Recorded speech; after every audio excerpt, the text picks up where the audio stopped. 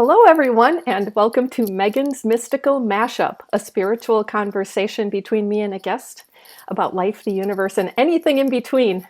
I'm your host, Megan Rounds. Welcome to today's show.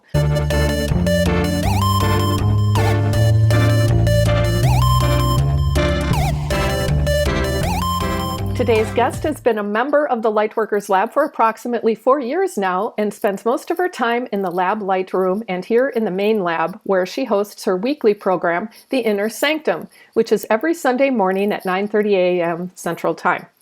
Her main modalities are energy healing, clairvoyance, clairaudience, and working with dragons. She believes in the healing power of laughter as well as sacred sound and characterizes the flavor of her approach to energy work as calm, comfortable, while also intense. She lives in Dallas, Texas with her beautiful dog Mabel and guest blogs on haunted locations and regional ghost stories for the paranormal investigations group Ghost Texas. She also enjoys drawing, calligraphy, reading, being outside, and spending time with family, especially her nieces Landry and Harper. While her muggle job is in an administrative capacity, she is currently building her own spiritual business where she offers an array of energy healing services, intuitive readings, card readings, and home clearing and blessing. Reach out directly to her to receive a 15% discount. Please give a warm Lightworkers welcome to Rachel Sheffler. Hi, Rachel. Hi Megan. Welcome. How are you? Oh, I'm great. Yes, welcome so much to today's show. I'm so happy to see you here. Me too. Thank you for having me on. I'm so excited. The big thing, the purpose for having you on the show, besides all of us being able to get to know you, is to really hear about your spiritual journey. And so I'm going to start out with that big request to share with us your spiritual journey. And you can start wherever you'd like. At some point in there, if you can add how you found your way to the Lightworkers Lab, that would be nice as well. And I will likely add some follow-up questions and things like that. And so let's just get right to it. Okay, great. How do you even start to talk about your spiritual journey? I'm sure I'm not the only one who's had a lot going on where that is concerned. So I grew up Catholic. My mom was Presbyterian. Her whole side of the family was Protestant. My dad's side was Catholic. And to get married in the Catholic Church, or at least then you had to agree to bring the children up in the Catholic Church in order to get married there. So my brother and I were raised in the Catholic Church. And every so often we would go to Mom's church, and that always felt like, ooh, we're going to the Protestant church. But so I stayed. I stayed with Catholicism through college, or at least into college. Was super active, I think, mostly because my grandmother was super active in our church. We were in choir practice. We were in youth group. We did the administration for the Sunday school. I mean, just it was everyday occurrence for Monsignor Winesapple to be at my grandma's house having coffee in the afternoon. He would see us at Mass, and he would have a spoon in his pocket, and he's like, "Give this to your grandmother." So I grew up in the church, and I don't regret any of it. And I'm not knocking Christianity. I am not knocking Catholicism. There's beauty to be had in every religion. It just, for me, it came to a point where I couldn't take the dogma anymore. It just didn't resonate like home in my heart. And when the Rudy Koss sexual molestation case broke, that was like, I get chills just talking about it. That was the straw that broke the camel's back for me, and I left the church. So at that point, I was in college. I was a psych major, philosophy major. So I'm taking all these philosophy courses, all these psych courses, religion courses, and I spent that time as a seeker. I got very into studying different religions, studying the difference between morals and ethics, really heavy into Buddhism and Hinduism for a while. I personally found a lot of benefit in Buddhism. I think that the emphasis on coming to know yourself in Buddhism is extremely helpful for anybody of any religion, because you don't have to say, I'm Buddhist and that's it. You can be Christian and Buddhist. You can be Hindu and Buddhist. It's a beautiful, fluid religion like that. And it really helped me out to get to know myself and what felt okay in my heart, what felt like home in my heart. So that's like a very short synopsis of a lot of years and a lot of seeking. So I even went to a Jewish temple a few times, and beautiful religion. I went to a bar mitzvah and was blown away. Like, I'm bawling and didn't even know the people who were getting bar mitzvah. I mean, this is so beautiful. So yeah, I just was open to everything and seeking everything, and kind of ended up in a place where I didn't have a church anymore. I wasn't going to church services anymore, just because I think part was anger at the Catholic Church and not wanting to be under anybody's dogma anymore. And I think part was just not really knowing where I felt at home. So I would go to services once in a while with friends or with family. They would invite me to their churches, just kind of all drinking it in, but didn't really have what I would call a spiritual home. So, yeah. And then the Lightworkers Lab. So I found that after my psychic abilities opened when I turned 40. We went to New Orleans because my best friend, her birthday is October 17th. Mine is October 6th. So we're like, let's go to New Orleans. It'll be Halloween for the whole month. We'll have a fabulous time.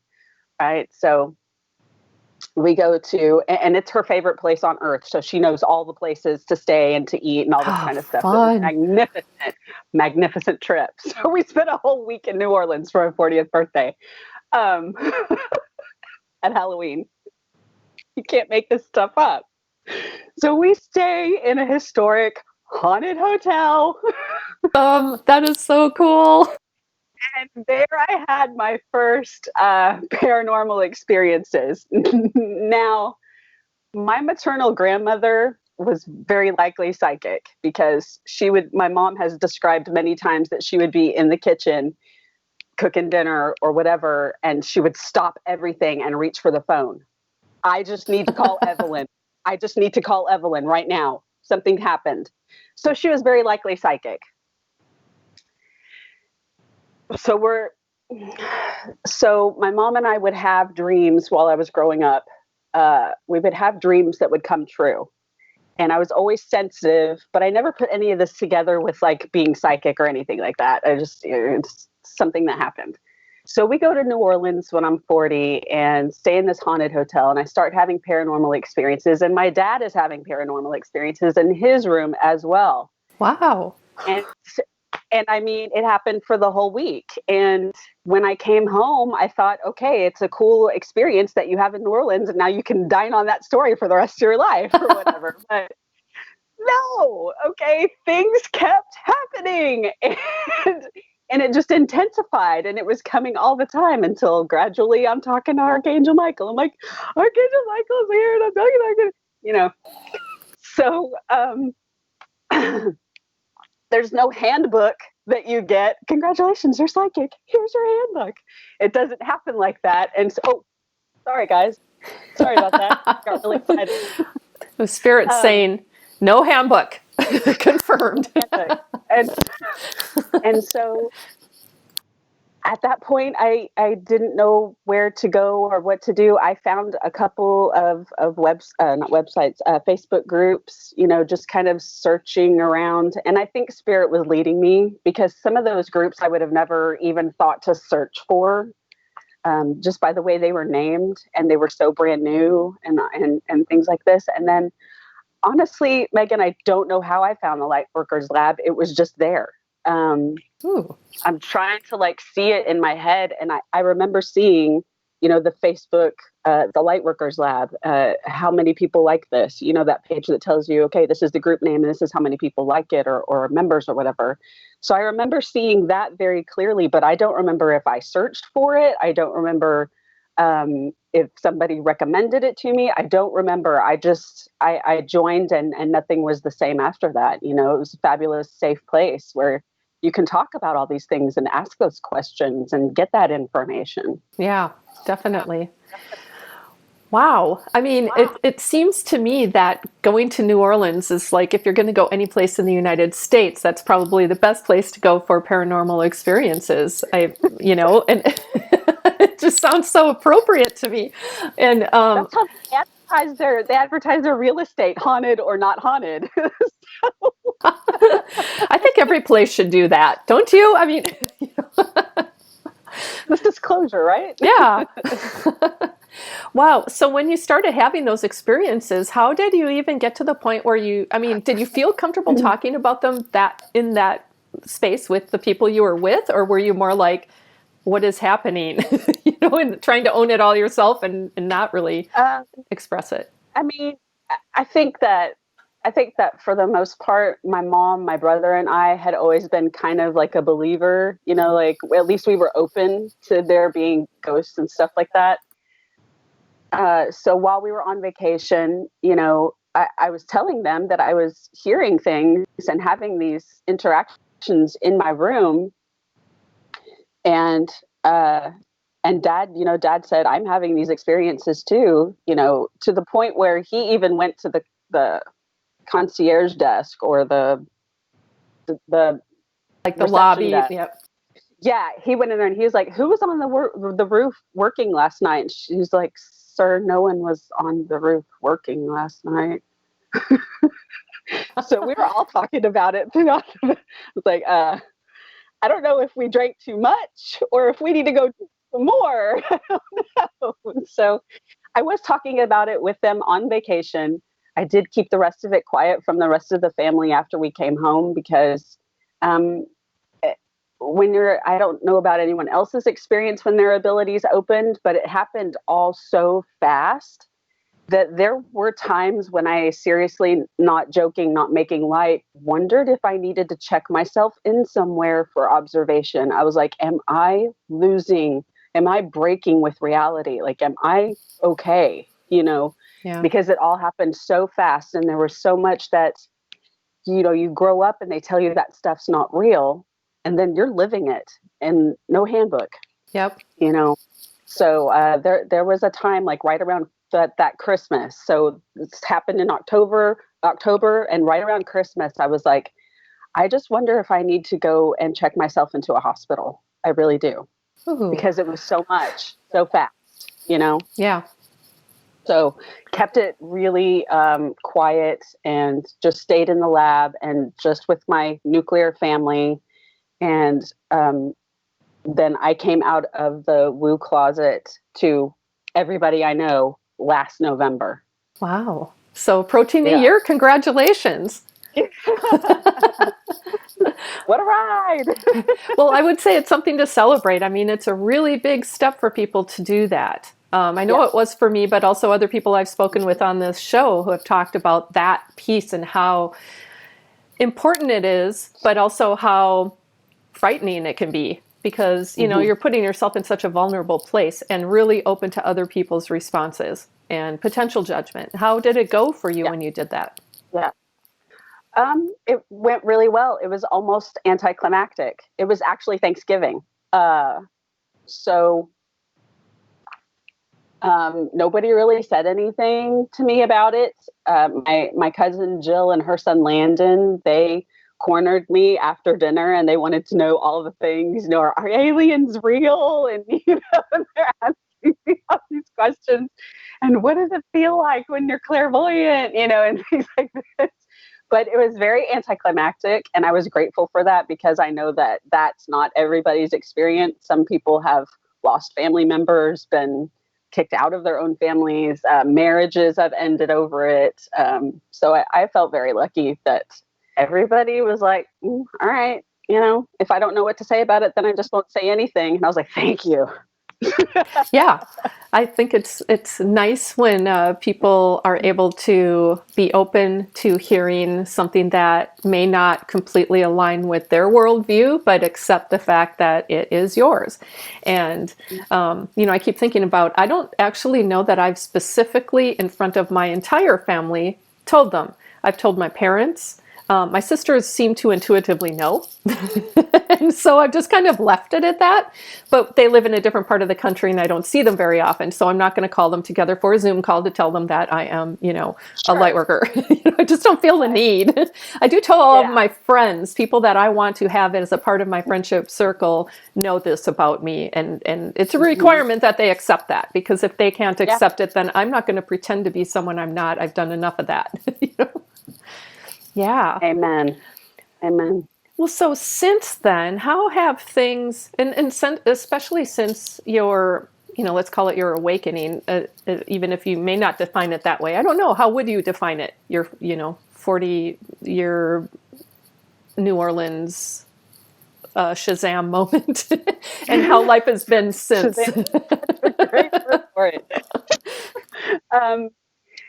I mean, I was thinking about it before we got on here today while I was cleaning the bathroom, because I get very zen when I clean, I guess. I was thinking about all these little things that happened where it was like the universe or my higher self or both were kind of telling me or giving hints, but none of that made sense until now when I could look back, And to be honest, I was on a spiritual journey, with the seeking and everything, but I got really heavy into yoga during that time, right after college and in between college and 40. I got really into yoga and reading different spiritual texts. So at least the open-mindedness was there, and the pursuing a closer relationship with the God energy, whatever you choose to call it. That was there. And so I think this was just like, spirit saying, okay, I think she's ready, like this is the last step. So let's just do it. Like just push her a little bit, or flip the switch. I don't know how it works, but, yeah. Kind of like jumping into a cold lake instead of wading into it. Right. Yeah. But absolutely. But you already knew what the water felt like to some extent, I'm using that metaphor from my childhood because I grew up with a lake in my backyard, and I was the jump off the pier while others in my family would wade in, and I'm like, I'm not going to do that. But yet, sometimes I knew and it was going to be cold. But it seems to me there is a point, and I would say from my own experiences, I've had that too, where I've been open for pretty much all of my life. But then there was one moment where it was like, yeah.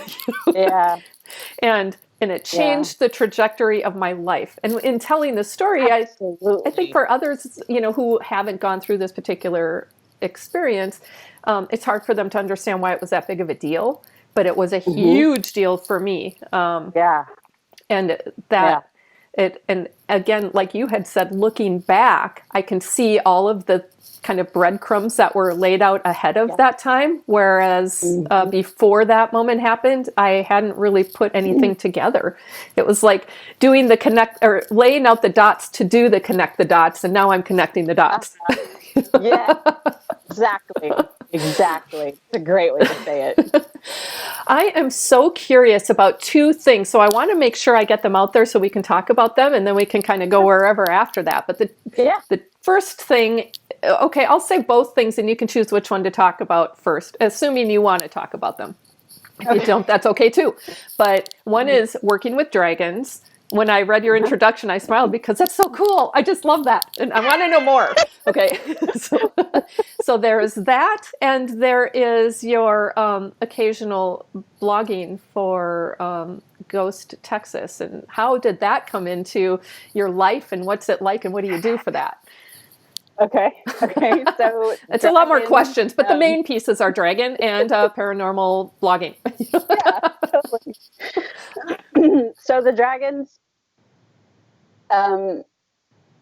you get a crash course in all these celestial beings and things that are coming to visit once your abilities open. Started off with archangels, and then my guides started to make themselves known. And it's so funny because I had this talk with a friend the other day or last week, but A lot of people in the lab, especially the ones who do live readings in the Lightroom or the main lab, they can get very particular. Oh, well, it was this specific guide that I was working with, or it was this specific guide that I was talking to. That's very rarely my experience. Most of the time, my guides come in as a collective. They're like, you don't need to know which one of us it was unless you need to know which one of us it was. That's how it is so for most me of too. the time, it's a collective, right? So one of the few specific entities that came across as a guide was a dragon. She was the first one to come in after the archangels made their appearance.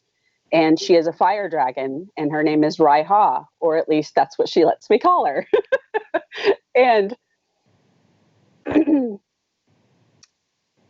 it just started to be a conversation. She would give me information that I needed to know in order to take next steps, the next 1 or 2 steps, or to have that reassurance, that information. No, you're not crazy, and yeah, you are doing it right, and everything is going to be okay. And from there, from talking to her, it just seemed like a natural opening into dragon energy as a whole. And one of my first oracle decks after my archangel deck was Diana Cooper's dragon deck. And from there, I started learning all about the different kinds of dragons that there were, and they were coming to me in meditation. And I don't know, Diana Cooper says that some people are just like, that's just where their knob is turned to. They just work with dragons. That's just how it is. So I appear to be one of those people. And I get so much I get so much more than I give them. I get so much from them, so much more than I could ever give. And I know it's not about me giving back to them, but it's so magical. I get so much strength from them. And sometimes I think my guardian angel and Raiha tag team, like I'm out. Oh, yeah. Like I'm out. So I don't really know what to say about it other than that just seems to be where my satellite is aimed. I just tap in really easily to the dragon energies, and they're just there. They're just there. Yeah. I love that deck. And I have to say, I was not very aware of dragons or dragon energy until I found that deck. And then that energy I can tap into and didn't realize it. So when you're talking about the dragon energy, to me, when you were discussing, and I may not have it completely right as far as how you had described it, but like calm and grounded energy, but with intensity. It feels like there's like a lightness and an intensity to dragon energy, the way it feels to me, and empowering in a lot of ways. I find it really awesome to connect to that when I feel in a place of vulnerability or insecurity or something to that effect, because it's like I don't feel that when I tap into dragon energy. So yeah, thank you for sharing about that. Yes, they are always clear. The dragons are always clear. There's no muddiness. When I work with the dragons, they just state how things are, and there's no guessing. And I don't even know if that makes sense. They're just... Yeah, they're kind of no nonsense. There's not fluff. Yeah, yeah, they're very direct and so loving, but it's going to be like your tough love friends because they're always going to be honest with you. The dragons are always honest, and they don't cushion. It's like, this is the truth. We love you, but this is the truth. Yeah. So, and I think also, because I identify as a white witch, I did find witchcraft to be something that pulled at me.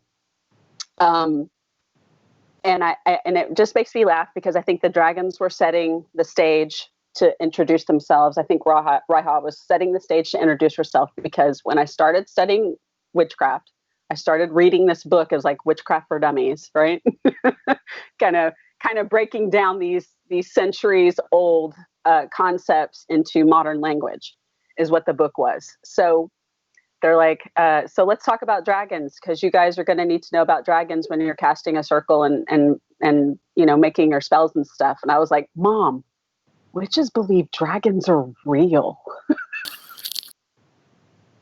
And I can just almost hear the dragons now going, she doesn't even know. So, yeah, but the blogging. Well, and so I mean, that piece, I mean, I'm exploring a lot around our layers of reality, because I believe there's certainly the reality that we've been conditioned to believe is there, based on kind of a collective reality that all of us have been, like with the belief at first that we all share the same one. And then reducing those layers to what is the reality for me, and really exploring the concept of my interpretation of magic, which is not the kind with a rabbit in the hat, and but more like manifesting anything that we can really bring forth into our consciousness and believe to be real. And that, so yeah, I can totally see why witches believe in dragons. I mean, they also, some of them believe in flying on brooms in a literal sense. And so, it's like that, and get to somebody who's not past that collective reality of what is and isn't possible and real, have a really hard time moving beyond that. So it's interesting to have those conversations, I think. I love that you could talk to your mom about it. Yeah, she's always, because she had the predictive dreams too, and she knew her mom just knew stuff sometimes, so she was always really open to this. And when I came out to her, I mean, it was almost as natural as breathing. I was like, I don't know if you believe me. She's like, of course I believe you. It's great. Of course I do. So yeah. Good. But it's funny because the dragons are here. They're like sending me sparkles of light as we're talking about this. I just think that's hilarious. Well, I have to say, I felt them earlier when you were talking about it. That's when I went into the energy, because I'm like, well, it's sitting, I mean, there's one, at least one here. Yeah, absolutely. Absolutely. Fun. The ghost blogging. So I'm a ghost geek. I watch a lot of those haunted shows on TV, about the paranormal investigations and stuff like that.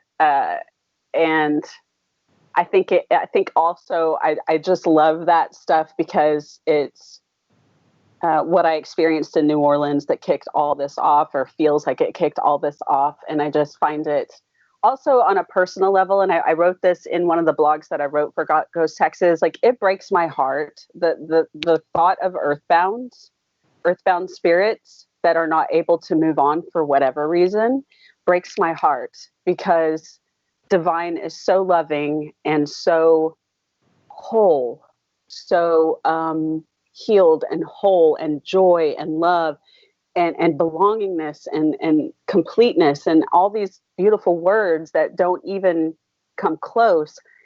To think that somebody can't get back to that and is stranded here for some reason breaks my heart. And so I feel very drawn, and that's why I offer the house clearings and the house cleansings on my website, is because I also have that empathy for people who are having paranormal activity in their houses and they don't know what to do. Again, there's no handbook. It'd be great if it was like Beetlejuice and you got handbook for the recently deceased, or whatever it is. But that's an awesome idea. Somebody should write that. So maybe I should write that. I don't know. Write it and then communicate with them so that you can, exactly. Give lectures. So you're dead. Let me tell you that you're dead. Chapter 1. But, you died. So it's like a willingness and a need to help them. And then also, it's fun to be a little bit scared. We kind of like to be a little bit thrilled and a little bit tickled, that, that creepiness. And then, so I love that. And I love Halloween year round. Love it. I have skulls in my bedroom year round. Cool. So I think I am drawn to the blogging because I have a love for history. I love historical locations. And then in comes that paranormal piece where I like the creepiness. And then in comes that empathetic piece where I want to help. So it just kind of comes together in this, just fascinated. And there's so many places to write about. And then I've noticed that I'm able to offer folks a different point of view. Like, it's not just all creepy, scary ghosts that are just out to hurt you. Like some of these Right. people that you're encountering on these investigations need help. And let's not forget that they were human like you, and they had feelings like you, and they lived hard like you. So have that empathy for them, and don't treat them like some sort of creature, some sort of, we're not really connected, because they are still a soul. They just don't have that human body anymore. So I guess it's kind of multifaceted, which I don't know that I ever realized until I started talking about it. It's kind of multifaceted, and the guys at Ghost Texas are good guys. Like, they have a genuine respect for what they're doing, and they have a genuine desire to help those families that have the paranormal activities. Because if they were like some of these groups that seem just out to shock people and just out to titillate people and have no respect for the dead at all, I couldn't write for them. So I did, when they advertised that they were looking for somebody to do guest blogs, I did feel into the energy of their group to see if they were good guys, because I wasn't going to do it if they were, not respectful about it at all. Well, it sounds really fun. How long have you been doing it? Just since the summer, just since June. Wow. Okay. So do you, what do you do? Do you go out and investigate, or what? Or they have invited me on an investigation. They are currently scouting a location for that, because there are, pandemic related, concerns. Stuff to be aware of. So they have not yet confirmed any locations to me yet. So with the writing, they said, if you have locations or topics that you want to write on, let us know. But these are this is like a list of the locations we're interested in and haven't yet investigated. So if you want to go in there and research the location, research it for the history, research it for any paranormal reports, and then, write that up and give us your take on it, like, that would be awesome. So that's what we've been doing, because they have a huge list of I'll bet they do. they want to go. Oh, it's yeah. the Ghost Texas list, and so so that's what I do, and I try to bring that mediumship to it, like, let's not forget these are people, guys. Let's not forget that this ghost story may be about a screaming woman, but how about we ask ourselves why she's screaming? How about we ask ourselves, why would this woman feel stuck here, and why is she so upset? And to bring that human pathos to it, and to bring that energy of the divine to it, so that it's not just titillation, and not just, go out here and provoke the ghosts, because that's lame. That's so lame. It is. Well, they certainly don't appreciate it. I mean, the ghosts, and I love the fact that you bring that in. You're like a bridge. And, that connection, I think, is really important, and probably is very helpful to them to appreciate what they're experiencing in a different way, and recognize that compassion. It doesn't need to go, to be limited to people, and it shouldn't be limited to people, in my view. Exactly. So we're all future ghosts. Yeah. Well, that is such an awesome line. I love that. Oh my gosh. Future ghosts. Yep. That's yes. Awesome. We have about 10 minutes left, and I thought I'd ask you, you mentioned a number of different spiritual gifts that you have recognized, and I would assume are continuing to develop. How, talk a little bit about that. Were these things that you didn't recognize until the Shazam moment, or were they things that you had then gone back and thought, oh yeah, I do have that ability? And then, if there's still time, how do you incorporate it today in your regular daily life, besides the things that we've already talked about with working with dragons and blogging? Okay. So I think I've always been a vivid dreamer, and that's one of the hallmarks for clairvoyance. Mm-hmm. If you have particularly vivid dreams, there's a strong chance that you could have that somewhere, even if it's dormant. We all have these abilities, but that's a really strong indicator that you're clairvoyant. So all through my life, with the vivid dreams. And then the mediumship was a surprise.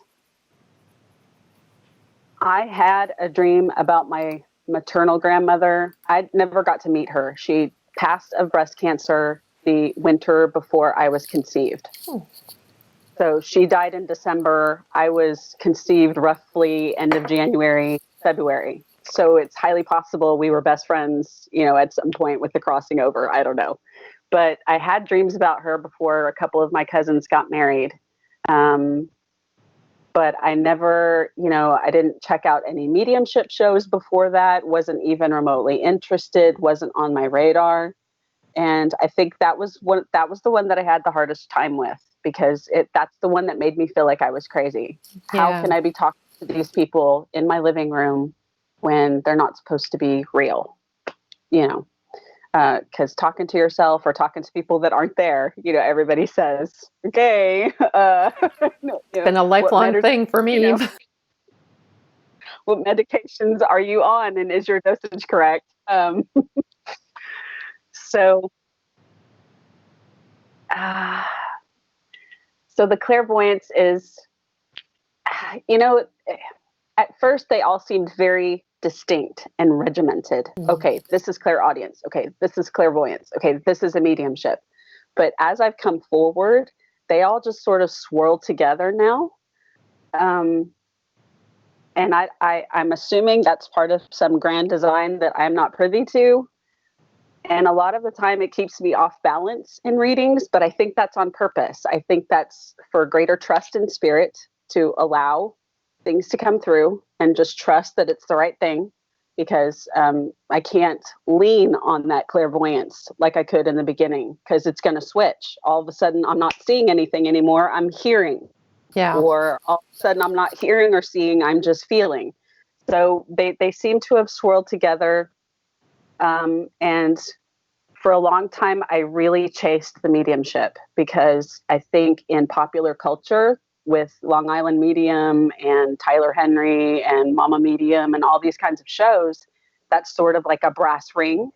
If you can talk to dead people, if you can connect me with my Uncle Morty, that's some kind of brass ring. That's like the winner circle of psychic abilities. And so I chased it for a while and drove myself crazy about it. Gay Miller in the lab can tell, Gay can tell. That's okay. She's been on the show before. So great. Gay Miller will tell you that I made myself insane over the mediumship. And then just meditation over months and months and months, they're like, babe, honey, we love you so much. You're not here to do the mediumship. You need it for what you are here to do, and that's why you have it, but you're not here to be a medium. You're here to bring that mediumship to the energy healing. Rachel, you're a healer. That's what you're here to do. So how about we stop chasing the mediumship so hard and let it be part of the energy healing? Because it comes through very clearly that that's what I'm here to do. And that's the strongest ability that I have, is to use all the abilities to do that, to channel them all into that. Do you receive information then when you're doing energy healing? Is it more like a physical healing aspect, or is it healing other aspects of the person's energy, like chakras and auras, things like that? Or is it specific medical intuitive healing, or both? I get kind of the mashup. I get the mashup. They will show me physical things in the body that have happened or are currently happening, and then they'll show me the spiritual stuff around that, the emotional and spiritual stuff around that, because we're not saying that disease is all in your head. The physical body is ill, but almost always the start of that was in your emotional and spiritual body. So it's like I may see, I don't know, like stomach problems. They'll show me intestines or something like that, and I'll feel into the physical body with the intestines, but then we're taken out of the intestines to what has contributed to this problem. Because Western medicine can help with the physical body that is ill, but Western medicine can't help with the root cause. They're going to give you a pill or a medicine and they're going to send you home, and you're going to have the same issue that's causing this. And what are you doing about that? Yeah. So it's like a mashup. It's all interwoven and interconnected, and all the abilities come in to help with that. I do some chakra work where they tell me it's appropriate. I do find that we're getting seem to be getting into a little bit deeper energy systems, the upper chakras, the Hara line, working more with angelic presences on the energy field, and I'm not as book educated about these systems as we know them. I just know what they're asking me to do, and so I do it. I'm just able to tap into whatever it is that you're needing, and able to work with that system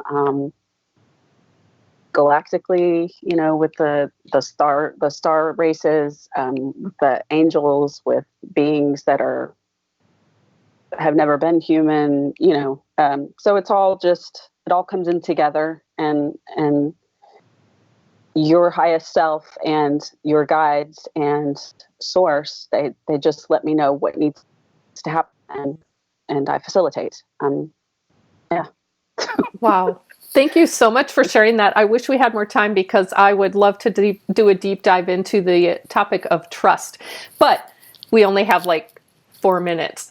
So I don't know if we can really serve it justice by bringing it up now. But for me, trust has always been a really interesting concept around, I personally don't feel like I'm that much of a control freak, but I have learned throughout this journey that, that's my own definition, but that I am, that I have a really hard time letting go in certain areas, and that's where the mediumship aspect comes in. Just recently recognizing, well, I'm probably much more of a medium than I've ever given myself credit for, and many other people have told me this, but I just have this.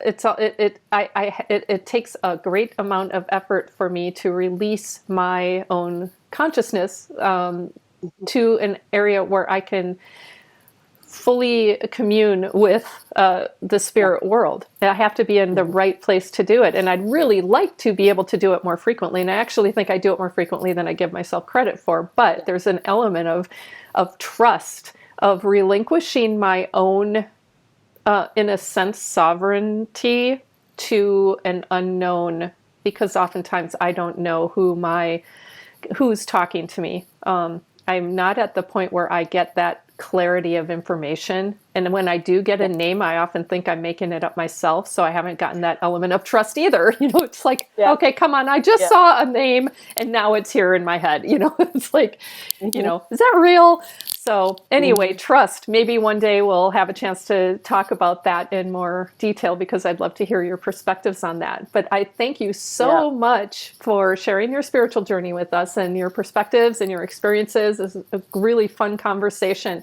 Thanks again, everybody, for watching. Thank you, Rachel. And I wish everybody a beautiful, wonderful, magical, mystical weekend and life ahead. Bye-bye. Megan's Mystical Mashup was recorded live in the exclusive Lightworkers Lab Facebook group on September 12th, 2020. Learn more at thelightworkerslab.com. Learn more about our guest Rachel Sheffler at rachelann.energy.com or at rachelannenergy on Facebook. Learn more about Megan at spexed.com. That's SPEX-ED.com. Or at Mystical Mashup on Facebook, or Megan's Mystical Mashup in YouTube. Thank you so much for watching. Please subscribe and share if you enjoyed the show. Megan's Mystical Mashup is a subdivision of Perculture LLC.